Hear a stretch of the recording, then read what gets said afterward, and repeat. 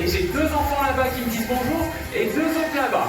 Donc ce qui va se passer, c'est que je vois qu'aujourd'hui vous êtes nombreux. Il fait pas trop chaud, donc je retourne là-bas, Ségolène me réannonce et vous me faites un maximum de bruit pendant mon arrivée. Je compte sur vous.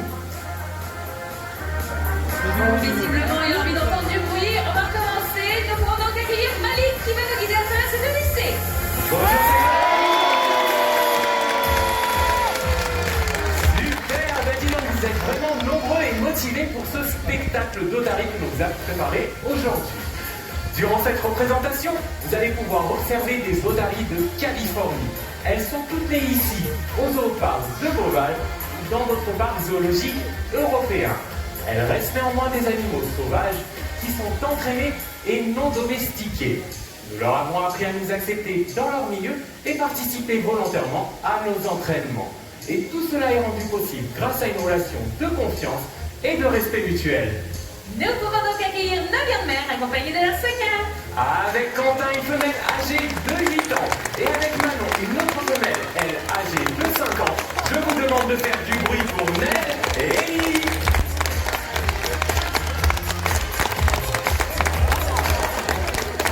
Malik, tu as évoqué l'entraînement de nos otaries. Est-ce que tu peux nous en dire un petit peu plus?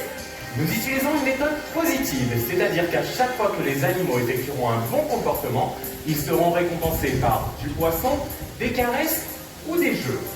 Les premiers comportements qui sont acquis par nos animaux sont le fait de rester statiques à un endroit précis, donc on le voit avec Nel sur votre droite et Amy juste devant. On leur apprend également ensuite à aller dans l'eau sur demande du soigneur. Et enfin, à venir toucher la target.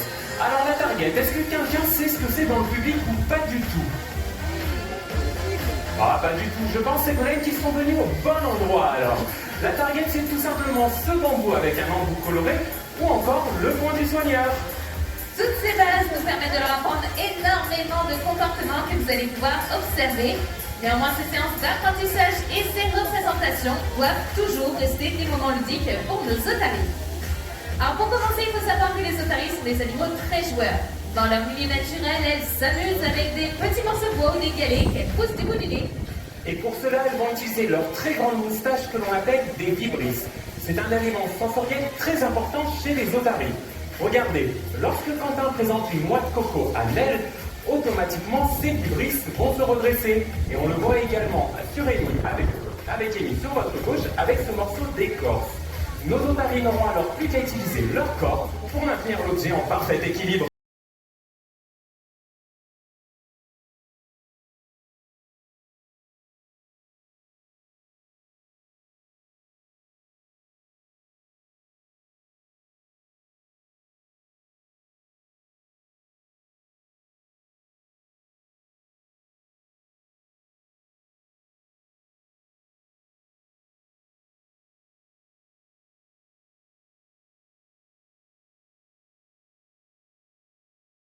Encore un grand bravo à Nel.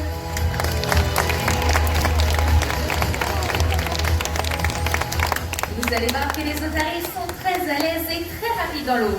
En effet, elles peuvent rester 10 minutes en apnée et plonger jusqu'à 400 mètres de profondeur. Elles peuvent même extraire leur corps tout entier hors de l'eau et nager à des vitesses avoisinant les 40 km/h. Mais regardez, Amy et Nel vont tout de suite vous montrer comment les otaries surfent.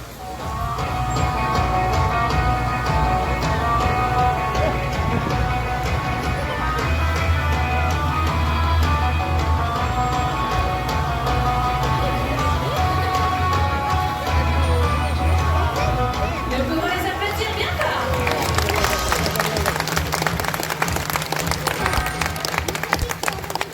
Parlons à présent de l'entraînement médical.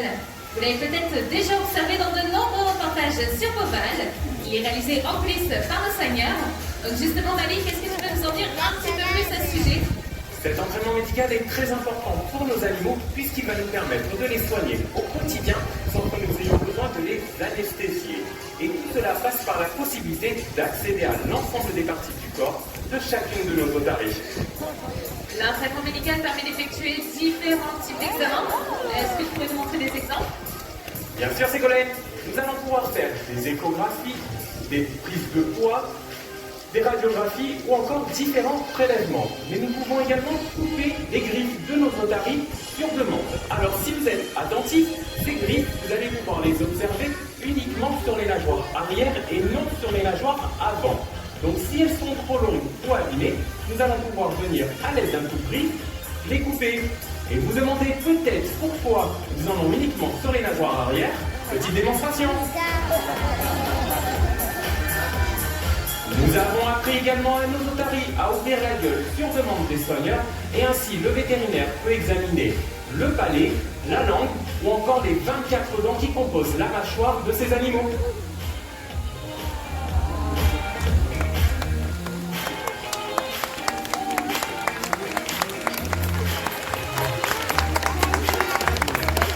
Nous allons pouvoir également les ausculter et écouter leur rythme cardiaque.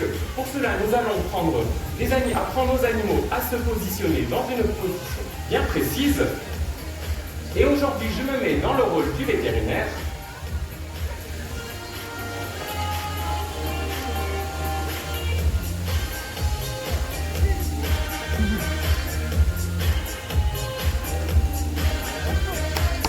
Et tout va bien pour elle aujourd'hui. Tous ces comportements nous permettent de garantir la bonne santé de chacune de nos otaries au quotidien. Et je pense que je remercie bien Cornel et Amy pour la participation.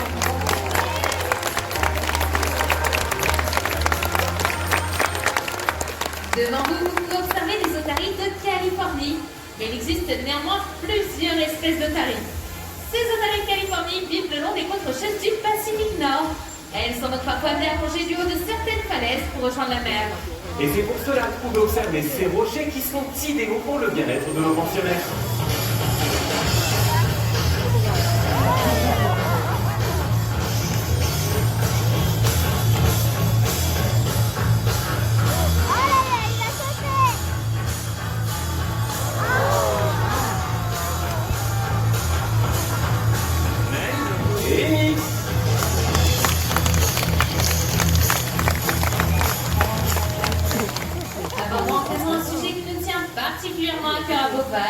La protection de l'environnement.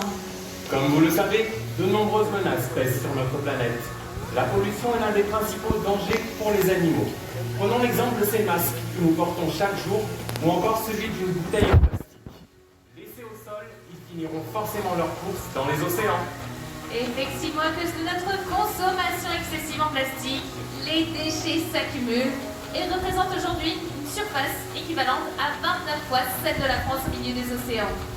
Les otaries et les autres animaux marins peuvent confondre ces déchets avec leur proie, les ingérer et en mourir. Mais il existe un geste très simple que tout le monde connaît ici, j'en suis sûr, et c'est Amy qui va nous montrer tout de suite le bon exemple à suivre.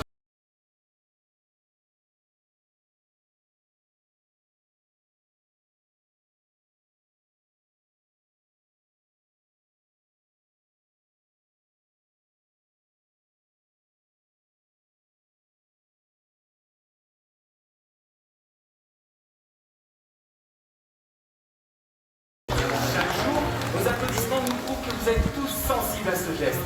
Malheureusement, que ce soit dans la nature ou ici même, dans nos gradins, nous retrouvons encore énormément de déchets. N'hésitez pas à les garder avec vous et à les jeter dans une poubelle. Vous en avez d'ailleurs partout à votre disposition. Et je pense qu'on peut encore féliciter Amy pour ce beau geste.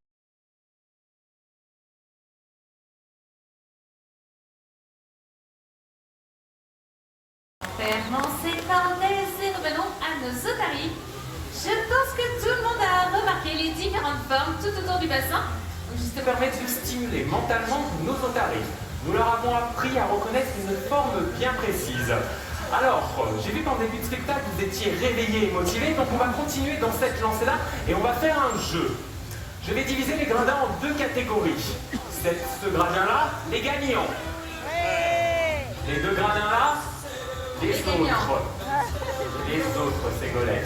Alors, je vais vous demander de faire un maximum de bruit pour l'otarie que vous préférez. Donc, en l'occurrence, dans ces gradins-là, vous allez voter pour Amy.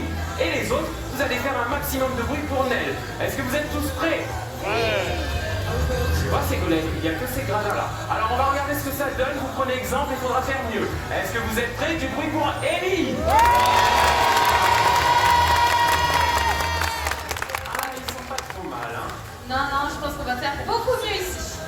Tu es sûr? Certaine. Je te laisse faire le compte à rebours. Épate-moi. Alors, pour tous ceux qui veulent qu'on commence par Nel, faites du bruit maintenant! Bon, je me suis trompé, ils ont mis le niveau très haut. Alors, on va commencer avec la petite Nel. Ségolène, tu te souviens de sa forme ou pas? Nel, c'est la star, c'est l'étoile.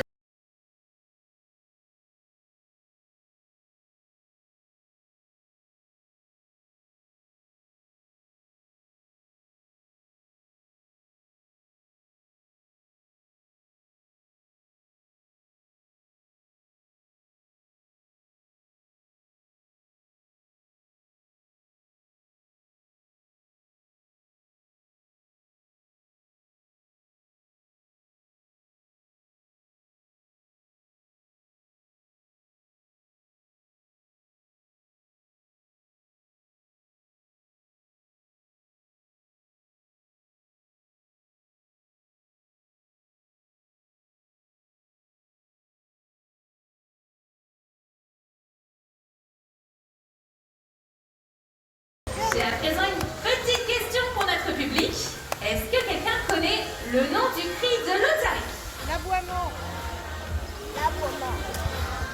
Alors, j'ai entendu des imitations de ce côté-là, mais j'ai pas entendu le nom, Ségolène.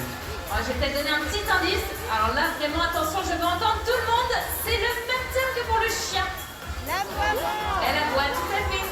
Exactement. Et d'ailleurs, je vais à vous tous vous lancer un petit défi. Serez-vous capable de reconnaître cet aboiement parmi les différents cris d'animaux que nous allons vous faire?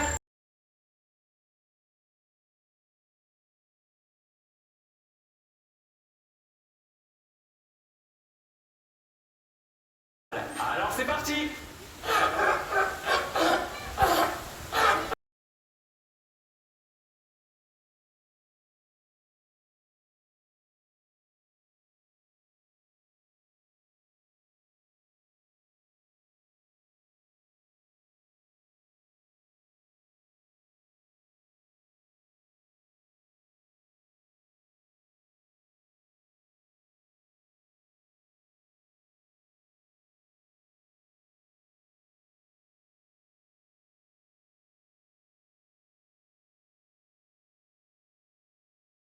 Je nous rappelle la beauté du monde animal. Nous pouvons ensemble les protéger. Alors n'oublions pas qu'à la maison, lors de promenades à la mer, à la montagne ou ici au zoo Parc de Bhopal, chacun de nos gestes compte.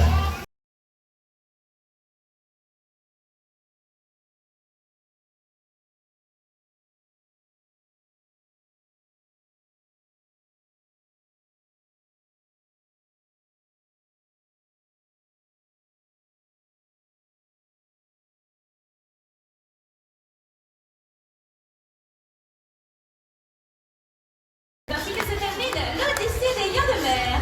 Nous vous demandons de rester bien assis jusqu'à ce qu'un agent vous invite à vous lever pour vous orienter vers le bas de l'amphithéâtre afin de poursuivre votre visite. Participation! Bonne journée!